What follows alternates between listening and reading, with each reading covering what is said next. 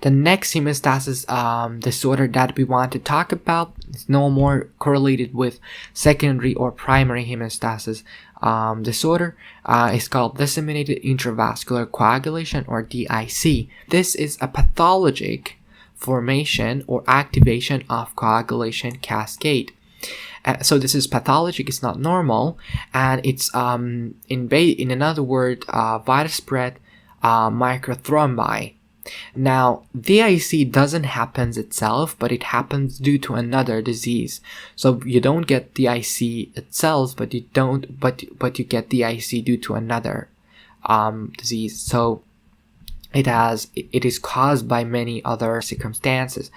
One of them is obstetric complication, because these amniotic fluid can get into the body of the mother itself, and because amniotic fluid has thromboplastin, that can cause activation of coagulation cascade.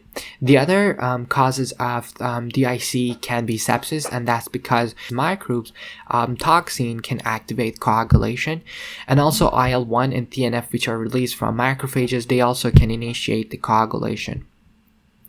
Also in adenocarcinoma, because these adenocarcinoma can release mucin can activate coagulation. And the last cause that I want to mention here is acute promyelocytic leukemia.